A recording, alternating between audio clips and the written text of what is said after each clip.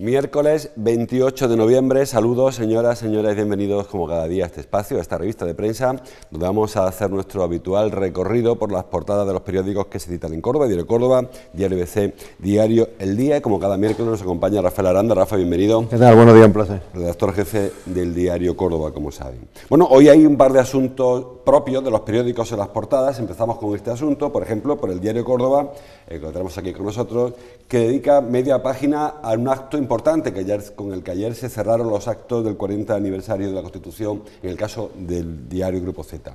Presencia de la presidenta del Congreso la tienen. Ana Pastor demanda un mayor compromiso con la Constitución, y de fondo vemos a los otros dos ponentes, a Rodríguez Alcaide y a Carmelo Casaño, que fueron los participantes en este acto del Colegio de Abogados. Un acto, Rafa, que bueno, ha tenido sus vicisitudes, que al final fue un éxito para cerrar este año. Sí, bueno, fue un exitazo. Todavía, bueno, nos queda el epílogo, que es una exposición que vamos a hacer en Diputación con imágenes de estos 40 años, que tendrá lugar ya en una fecha más próxima a lo que es la conmemoración en sí del 40 aniversario, que es el 6 de diciembre de 1978, conocido en España por ser el Puente de la Constitución. Bueno, pues el Puente de la Constitución viene de nuestra Carta Magna, ¿no?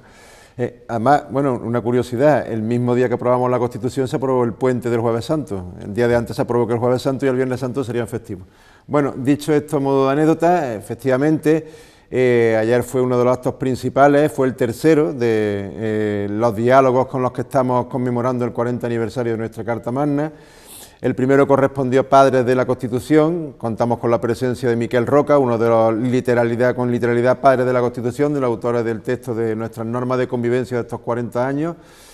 Alfonso Guerra, vicepresidente del Gobierno, y bueno, según los propios constituyentes, podemos decir que no fue padre, pero sí fue padrino, junto con Abril Martorell, del texto y sobre todo de los acuerdos a los que se llegaron para poder concluir en nuestra Carta Magna, y la única presidenta que ha habido del Tribunal Constitucional, mujer presidenta del Tribunal Constitucional, que es María Emilia Casas.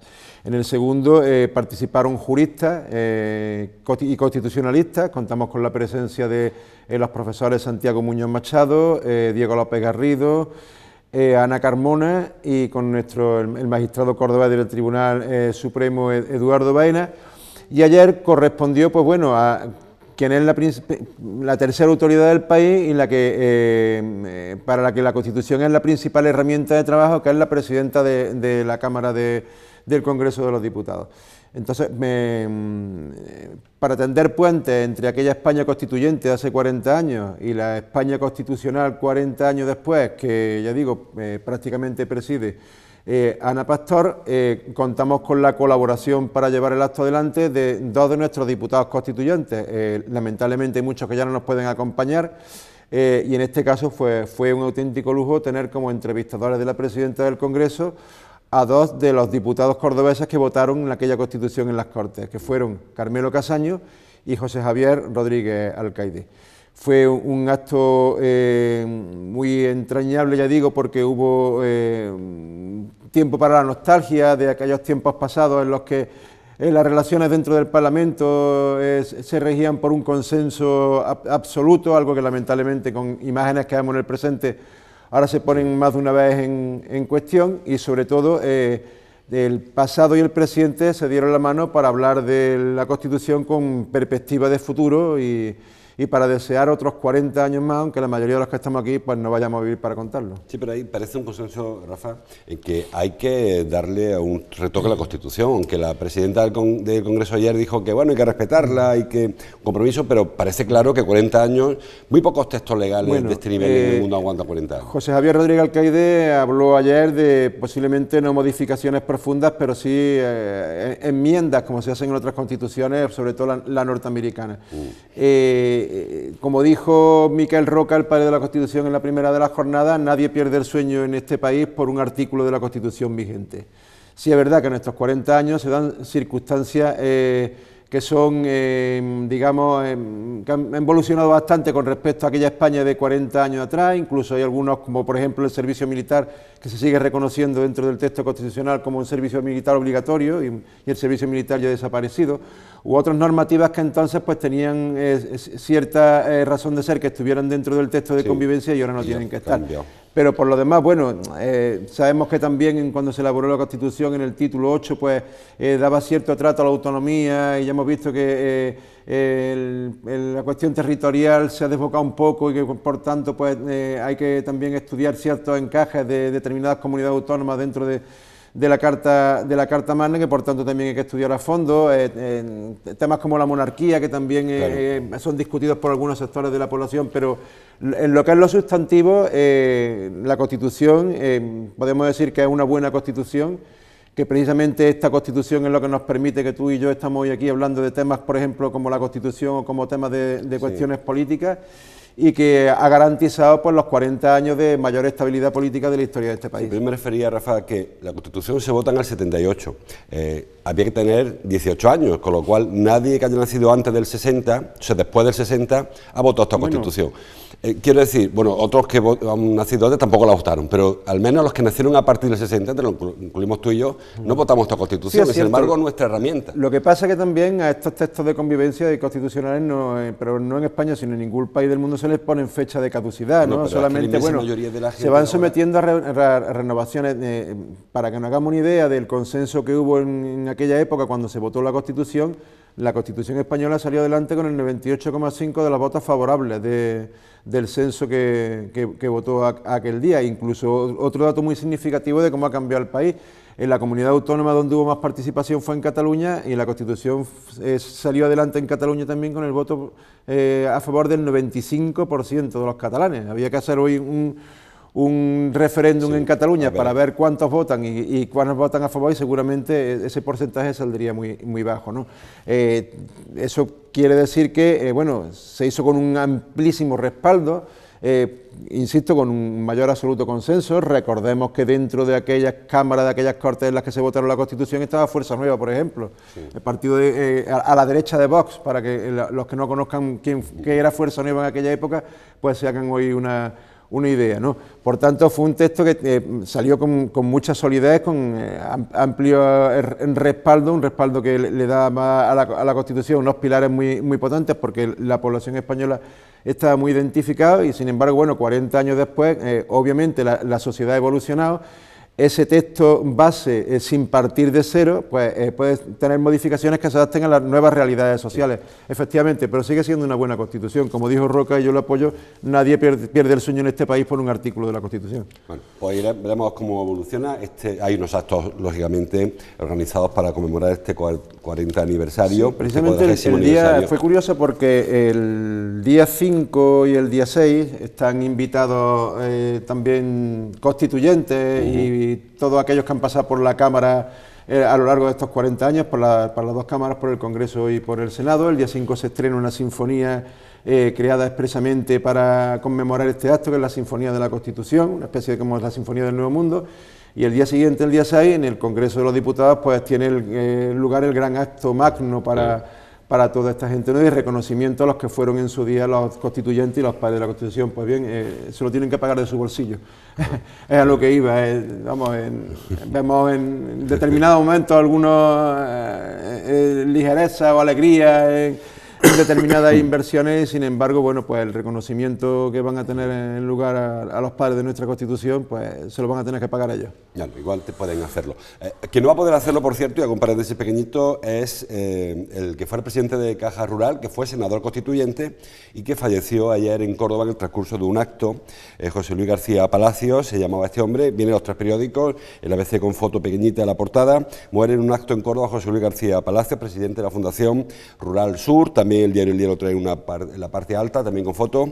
José Luis García Palacios, presidente de la Fundación Caja Rural del Sur, fallece a los 82 años, y el diario Córdoba, lo trae en el sumario, muere en un acto en Córdoba el empresario García Palacios. Lo noté, que por supuesto pilló todo de sorpresa durante el transcurso de la entrega de premios ayer en el restaurante. Sí, bueno, y tan sorprendente como que acababa de entregar premios, ¿no? El acto, los que estuvieron allí cuentan que estaba transcurriendo con plena normalidad, hubo todo el protocolo que suele tener un acto de este tipo, de fotografías previas, el acto de entrega de premios, y en un momento del evento, del acto, pues se desplomó y bueno, ya ahí acabó su vida, ahí acabó la vida, como tú has recordado, bueno, de una persona que ha tenido cierto peso también dentro de la época tan trascendente que le ha tocado vivir a España en estos 40 años, primero como senador constituyente por la provincia de Huelva. Él fue uno de los fundadores incluso del partido de la UCD en aquella provincia, y después, bueno, siendo una pieza clave en lo que ha sido el crecimiento de la Caja Rural en el sur de este país, ¿no? Digamos incluso que ha sido casi piedra angular para conseguir fusiones que le han dado una cierta potencia y una cierta solvencia a la Caja Rural en tiempos en los que precisamente las cajas de ahorro no han salido muy bien paradas, ¿no? Y han sido absorbidas por otras grandes entidades financieras. Sin embargo, él ha sido una de las piedras angulares que ha conseguido que Caja Rural hoy sea un banco con cierta independencia, que absorbe la confianza de la mayoría de los agricultores de nuestra comunidad autónoma, y sobre todo que revierte casi mucho de lo que le entra en la caja en respaldar actos sociales como el que ayer precisamente estaba respaldando en Córdoba. Bueno, pues se quedó, aquí terminó su día en Córdoba, este empresario García Palacios, como decía Rafa, senador por Huelva, político, empresario, presidente de la Fundación, presidente de la Caja Rural de Huelva un tiempo, y actualmente presidente de la Fundación. Bueno, la foto que vemos del diario Córdoba la firma Paco Sánchez Moreno, la del diario El Día la firma Jordi Vidal. Decíamos otro acto también de otro periódico, en este caso Grupo Yolí, que trajo ayer a nuestra ciudad al presidente de la Autoridad Portuaria de la Bahía de Cádiz, a José Luis Blanco. Un lobby, dice el titular, vemos la del diario El Día, compañero. Un lobby para el corredor central ferroviario. El presidente del puerto de Cádiz reclama en Córdoba unión para mejorar las infraestructuras. Bueno, esto me vino un poco a barrer para su casa. Saben que hay tres opciones: los corredores ferroviarios, el corredor atlántico, que es un poco el que vendría bien a la Bahía de Cádiz, el central, que también, y el mediterráneo, que aleja a la Bahía de Cádiz de las grandes rutas en ferrocarril. Sería el puerto, sería Algeciras hacia el Mediterráneo, a través de Valencia, Sagunto. Quizás por Córdoba pues hay una conexión, pero Cádiz sí que se quedaría fuera. Bueno, claro. Además, vino a hablar del corredor central ferroviario, que precisamente que está más descartado, ¿no? Sí, de momento el que no entra en ningún plan para corto plazo, ni siquiera a medio plazo, que salga adelante. Efectivamente, en este caso vino a vender su libro, vino a intentar, supongo que recabar respaldo y apoyos para que Cádiz y sobre todo el corredor central pues vuelva a tener movimiento y vuelvan a acordarse de él. Efectivamente es una vía de comunicación y de transporte que parece imprescindible, pero que en tiempos en los que hay que buscar alternativas y prioridades, pues en un primer momento se ha descartado. Lo que sí vuelve un acto como este, que también nosotros tuvimos hace unos meses la ocasión de organizar y llevar un foro de debate en nuestro foro de las 75 ideas, el tema de la importancia de Córdoba como nudo de transporte, pues lo que vuelve a poner otra vez el foco, digo, es en eso, en la reivindicación de Córdoba, para que nuestra provincia y sobre todo Córdoba capital sea un punto imprescindible e importante en todo lo que es el servicio de transporte de mercancía en este país, que es algo en el que cuando vienen autoridades y representantes de administraciones parece que estamos todos de acuerdo, pero sin embargo a la hora de la verdad pues pocos pasos se van dando que vayan avanzando en este tema.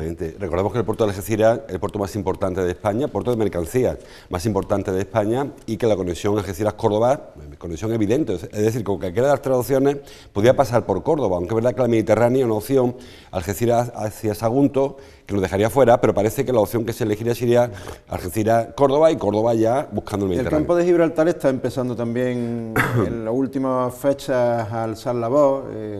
las más de las veces es noticia por temas relacionados con narcotráfico o con blanqueo de capitales o con la entrada de movimientos migratorios, ¿no? Y bueno, pues están empezando ya a entrar en una fase de hartazgo y a decir que ellos también existen, que son una de las principales entradas en Europa de mercancías y que también merece que se enfoque también un poco hacia ellos y a pedir que le pongan en el valor que esa zona del sur de España merece, ¿no? De hecho, incluso la semana pasada escuchamos la voz del alcalde de la línea advirtiendo que están en disposición de solicitar incluso la independencia, entrar también en un proceso soberanista y constituirse en ciudad autónoma, como puede ser Ceuta y Melilla, y desprenderse de lo que es la administración de la comunidad autónoma andaluza. Con Gibraltar.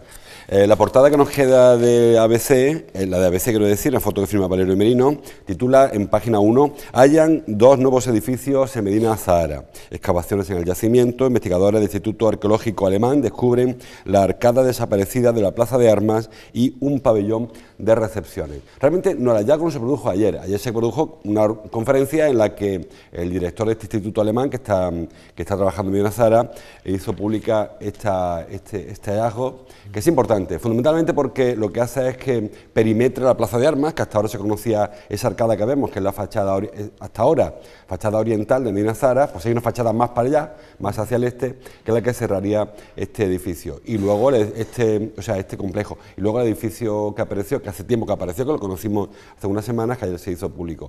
Lo que sobre todo Rafa constata es que queda mucho por excavar en Medina Azahara. Sí, queda mucho, o sea, cuando hablas con los responsables del yacimiento arqueológico te dicen que de Medina Azahara podemos conocer el 20% de lo que realmente Medina Azahara hay allí, ¿no? Al margen ya de todo lo expoliado tiempo atrás, que eso, bueno, eso ya se ha perdido, pero eso son piezas, digamos. Lo que queda mucho por conocer es, sobre todo, la estructura urbanística que tenía Medina Azahara en el complejo al completo en sí, y la funcionalidad que tenían pues las distintas salas y escenarios que hay dentro del importante complejo yacimiento arqueológico, ¿no?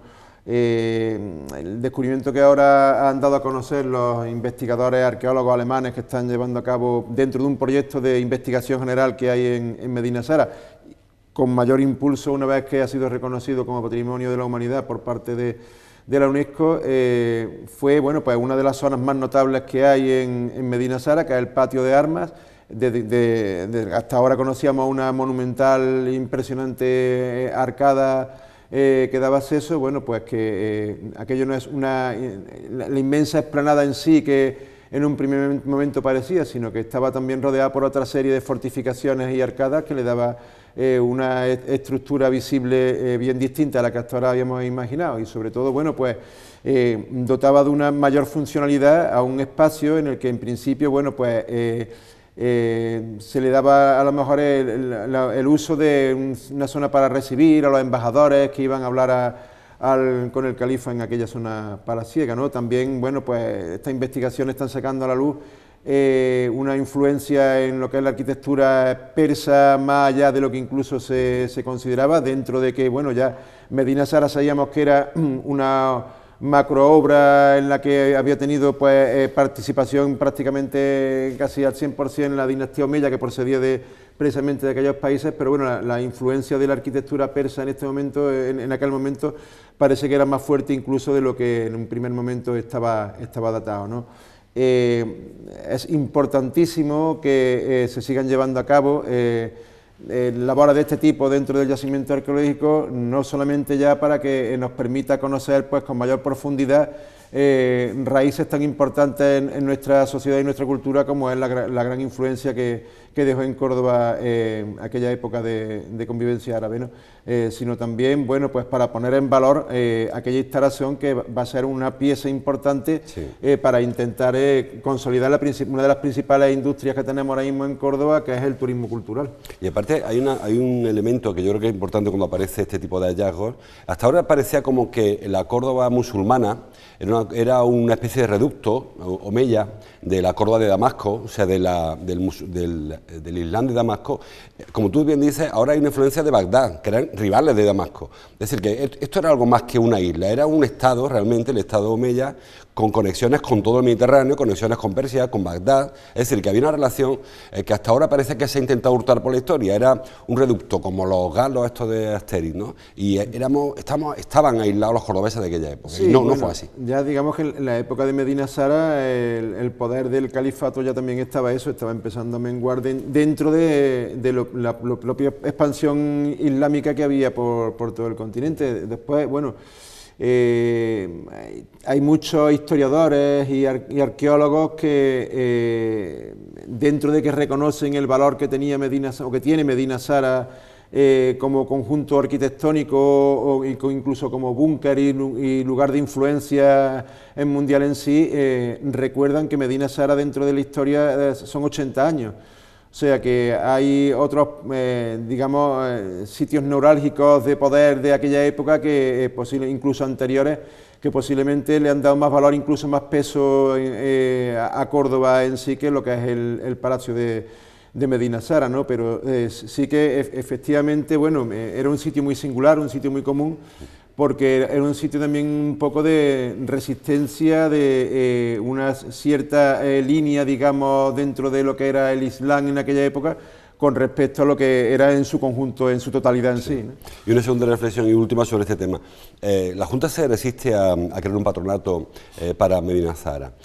No sé si hay fondos suficientes para poner en valor lo que es Medina Zahara, y no sé si la Junta no está siendo un poco tosuda. Digamos que vamos a paso lento, ¿no? Porque sí, pero por esa obsesión de no dejar que entre a iniciativa privada. Cuando en el mes de junio se aprobó, a principios de julio, la UNESCO nos reconoció Medina Zahara como Patrimonio de la Humanidad, desde la Consejería de la Junta se hablaba de que ellos estaban abiertos a eso, a una participación pública-privada para crear una especie de patronato, de fundación que se encargara de poner en valor aún más el fondos, sobre todo. Y sobre todo eso de buscar fondos porque los requiere. O sea, una investigación arqueológica de este tipo no se hace con una inversión mínima y tira para adelante y hasta donde llegan, ¿no? Sí. Pues son planes y proyectos que se empiezan, pero no saben casi que nunca hasta dónde van a terminar, con lo cual, bueno, pues digamos que necesitan una vía de financiación permanente, perpetua y continua. Sin embargo, bueno, aquellas promesas que se hicieron a principios de julio por parte de las administraciones de que en Medina Zahara pues iban a intentar buscar vías de financiación, eso con aportación público-privada, como sucede en otros muchos conjuntos monumentales de todo el universo, vamos, no están arrancando. La verdad que aparentemente no se ven, o sea, y sobre todo porque cuando hay participación, no digamos ya la pública, pero encima en la privada, bueno, pues ahí sí que se le suele dar luz y taquígrafo, porque precisamente uno de los principales rendimientos que tiene para la aportación privada es la repercusión social que pueda tener, que se sepa que están participando en causas sociales de este tipo. Claro, pero luego que se ha hecho, Rafa, es colocar las luces en Sevillana. No se conocen, o sea, de momento sí, ha habido, digamos que han habido pasos a eso para el recinto en sí, pues ponerlo aparentemente más vistoso, sí. Darle algo más de valor, darle alguna alternativa como por ejemplo pueden ser las visitas nocturnas, etcétera, etcétera, pero en lo que se refiere a labor de investigación profunda e incluso de mayor divulgación a nivel mundial para que haya más gente interesada en conocer lo que hay en Medina Zahara, lo que Medina Zahara encierra, pues la verdad es que va con paso lento. Sí, ha sido el Instituto Arqueológico Alemán el que ha realizado este hallazgo. No sé si es porque el equipo de investigadores españoles no puede o en colaboración, pero probablemente será muy interesante, como ocurre en la Alhambra, como ocurre en las termas de Caracalla, en Roma, que hubiese su patronato con mecenazgos, con fundaciones que aportaran lo que aquí falta, que es fundamentalmente recursos. No se puede sacar a luz Medina Zahara a base de los presupuestos de la Junta y que cada año nos caiga unos pocos de miles de euros, porque eso no lleva a ningún sitio.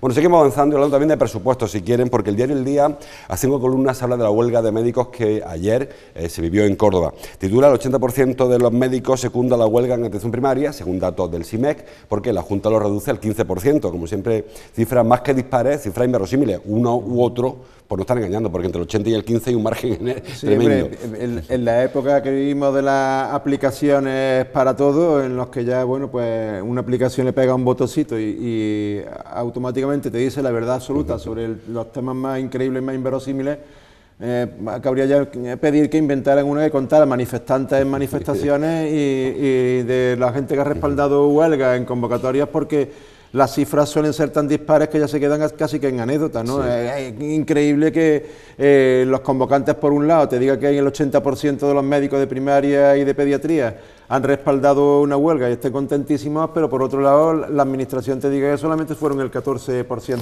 Bueno, digamos que esa cifra es un poco trampa porque efectivamente las urgencias extrahospitalarias ahí sí funcionaron prácticamente al 100% los servicios mínimos previstos.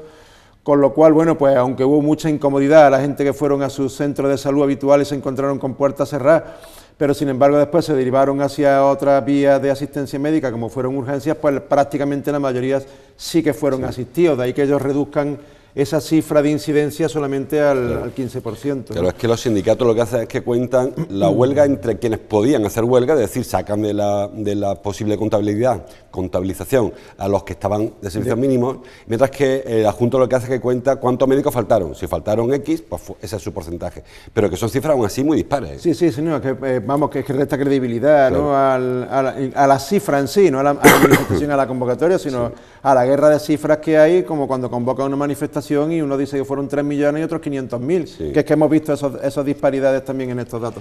En cualquier caso, ahí, bueno, digamos que la guerra de cifras queda en lo meramente anecdótico, claro, pero en lo sustantivo, que es lo que ha movilizado a los médicos a echarse a la calle y a decir basta ya y hasta aquí hemos llegado, bueno, pues hay determinadas reivindicaciones que deberían de ser escuchadas por la Administración, porque algunas no benefician al médico en sí, sino al paciente, a la sociedad. Por ejemplo, una de las principales medidas que los médicos pidieron ayer en la puerta del Palacio de San Telmo es que se amplíe el tiempo de consulta a 10 minutos por paciente, que menos, ¿no?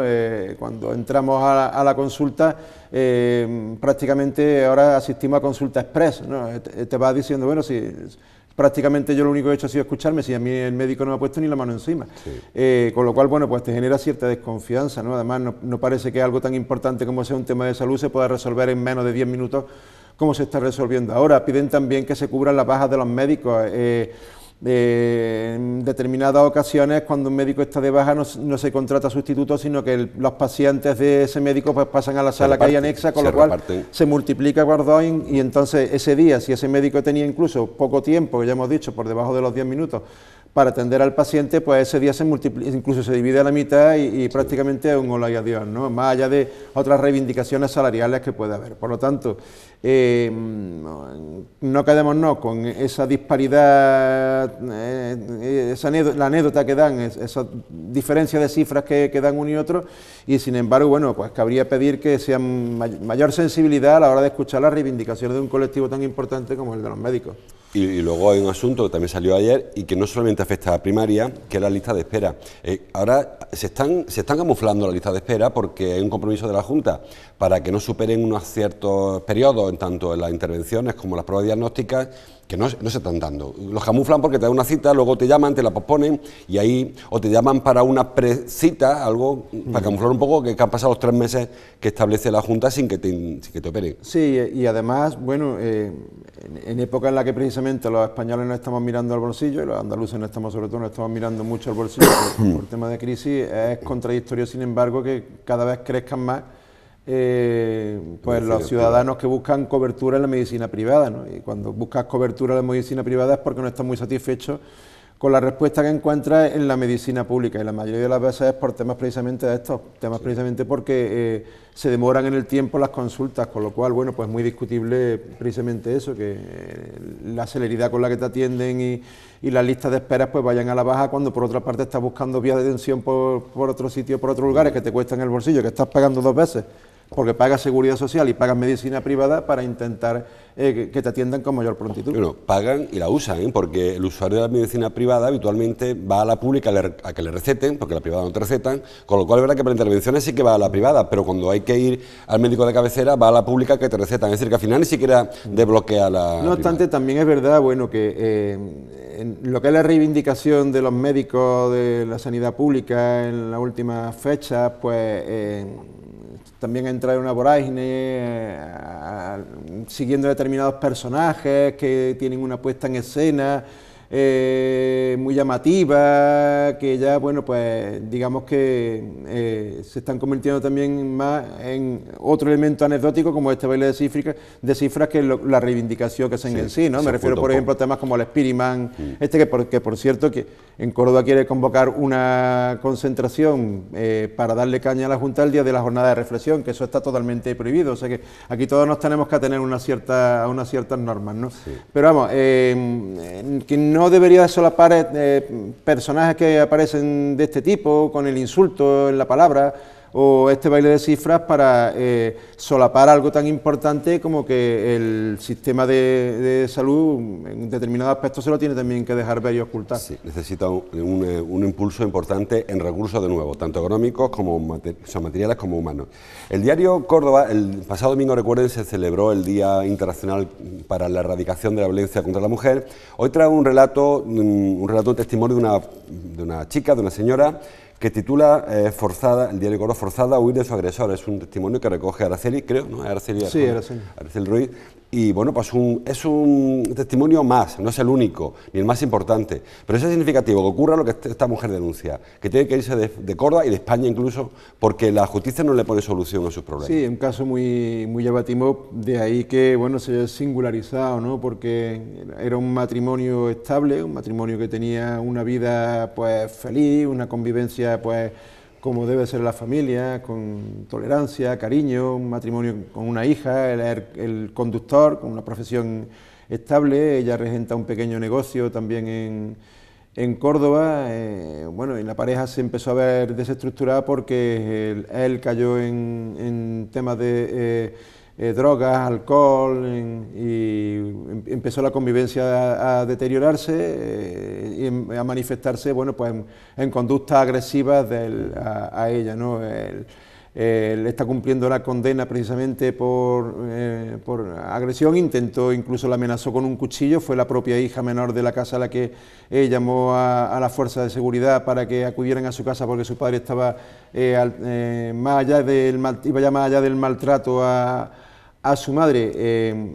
Él ha cumplido condena, dentro de unos meses va a salir a la calle y bueno, ella se siente desprotegida porque la ley tampoco le da mayor amparo del que realmente va a recibir en ese instante, y ante el temor de que vuelva otra vez a reproducirse aquellas situaciones tensas, pues está planteándose cerrar el negocio en Córdoba e irse a vivir a la otra punta del mundo, a Estados Unidos, ¿no? Es un testimonio que, como la masiva manifestación que hubo el otro día, o marchas que hubo el otro día por toda España y en Córdoba en concreto, lo que vuelven es a alzar la voz para ver si nos damos cuenta de que hay que legislar con medidas que sean aún mayor sancionadoras contra este tipo de conductas y sobre todo bueno, pues facilitar a los jueces con el trámite de leyes que conduzcan precisamente a eso,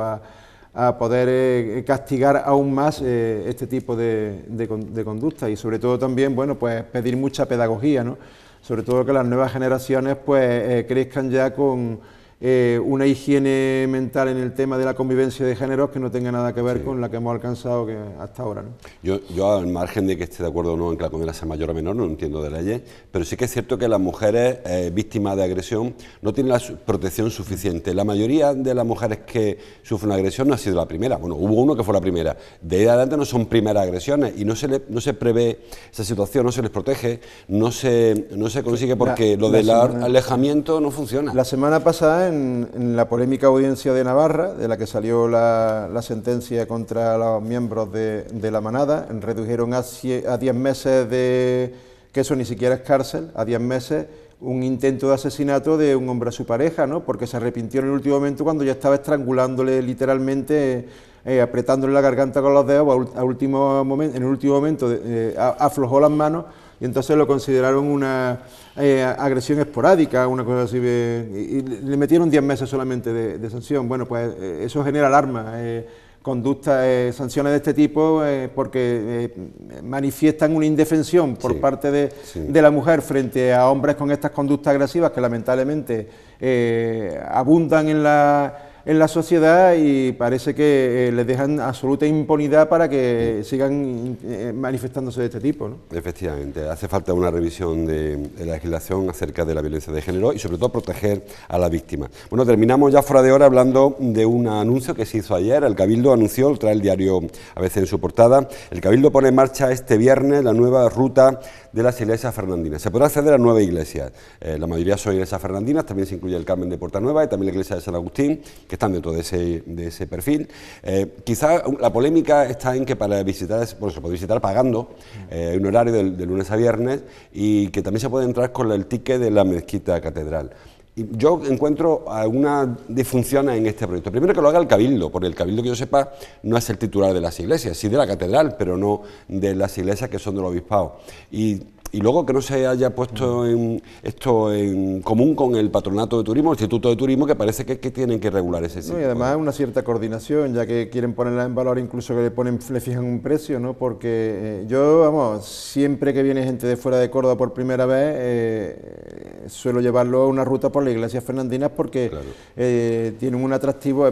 La gente viene aquí a la llamada de la mezquita o ahora de Medina Sara, los patios, etcétera, etcétera, pero muchos se van de Córdoba sin conocer la riqueza patrimonial de nuestra iglesia fernandina. Que, por cierto, si no hubiera en Córdoba mezquita, sería un monumento ya de por sí suficientemente atractivo para que hubiera visita. Para que viniese la gente. O sea, ese es el atractivo que tienen muchas ciudades a las que vamos de cabeza para visitar una iglesia, ¿no? Pues bueno, aquí tenemos una ruta completa de iglesias fernandinas, pero sin embargo, en la mayoría de las veces cuando he ido, y sobre todo en fines de semana, que es cuando se supone incluso los templos tienen que estar más abiertos, tienen los horarios muy restringidos, ¿no? Y ya que te encuentras con iglesias cerradas, como me ha pasado a mí, que hubo un sábado que solamente pude acceder a una, y porque había una boda.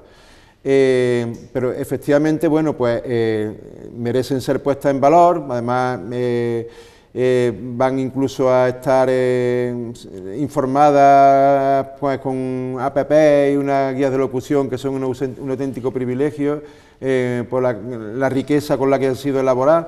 Pero sin embargo, bueno, efectivamente, bueno, se supone que debería de haber una mayor coordinación entre los responsables del turismo en Córdoba, los responsables del obispado también, para que se hiciera de forma más coordinada. Una vez más, pues bueno, volvemos a echar en falta que haya un Instituto Municipal de Turismo eficaz o un patronato de turismo que aglomere a todos aquellos que pueden aportar algo para que toda la riqueza patrimonial, cultural, etcétera, que pone a Córdoba en un lugar significado para atraer visitantes, incluso visitantes de los propios cordobeses, para que conozcamos la riqueza que tenemos dentro de nuestro entorno, pues lo hagamos con plena información y de una forma más coordinada. Repito, es una iniciativa del Cabildo Catedral, es verdad que está el obispado por medio, parece el Cabildo. Y luego otro asunto que también ahora me ha rayado a mí un poco, hace muchos años que los turoperadores, sobre todo, los responsables del turismo, están reclamando una tarjeta de visita para toda la ciudad. Es decir, que quien compre una tarjetita, como pasa por ejemplo en París o en Londres, tenga acceso a los distintos monumentos. No se ha hecho nunca porque la mezquita se ha quedado siempre fuera de eso. Ha dicho siempre la mezquita que no le parece justo que todo el mundo viera a la mezquita y sin embargo ahora se le regalen entradas. Ahora se va a hacer, pero para una ruta muy particular. Sí, no, bueno, cabe también esperar eso, que precisamente, bueno, esta ruta que fue presentada ayer, pues digamos que el control, digamos, bueno, están más repartidas por la ciudad, tampoco está tan centralizada como es la mezquita, pero que sea más abierta, que pueda entrar dentro de otras rutas, a lo mejor que se organicen dentro de la ciudad, que no estén bajo el estricto control, en este caso, del Cabildo, para que efectivamente sean valoradas en su justa medida y que sean un atractivo más dentro de la ciudad, porque realmente no estamos vendiendo fuegos de artificio, sino que yo creo que estamos hablando de lo que es la riqueza monumental de Córdoba, de la tercera potencia que podamos tener. San Francisco, San Pedro, perdón, San Lorenzo, San Andrés, San Agustín, Santa Marina, Santiago y el Carmen de Portonueva de 10 a 2 y de 3 a 6 de la tarde de lunes a viernes. Con el ticket de la mezquita sirve, y si no, pues con el propio ticket supongo que habrá taquilla, entiendo que habrá taquilla para poder entrar a estas iglesias fernandinas. Bueno, pues esa es una tarea para fin de semana, aunque fin de semana no hay visita, habrá que ir a los cultos, como decía Rafa, cuando hay una boda, una comunión o cuando haya misa para visitar estos templos. Por ahora nos conformamos con este impulso y a ver si algún día a partir de ahí creamos esa tarjeta de Córdoba. De Córdoba única, porque además por propia comodidad en sí, ¿no? Sí. Y que se puedan, bueno, como la mayoría de los principales monumentos que hay en el planeta, que ya cuando viene alguien de fuera pues pueda venir con su entrada en la mano, su tarjeta en la mano, que es algo que en Córdoba todavía presumimos de ser una de las ciudades patrimonio más potentes en lo que es la industria turística, y sin embargo pues en determinados aspectos no hemos subido todavía al tren de la modernidad. Hay que hacer la cola de la taquilla. Bueno, pues lo dejamos aquí, se viene un poco la hora. Gracias, Rafa, por la visita. Nada, un placer. Te espero el miércoles, gracias a ustedes por estar aquí. Les dejo con Ángel Miedo como cada mañana. Mañana seguimos nosotros leyendo la prensa. Hasta entonces, como siempre, gracias por su atención.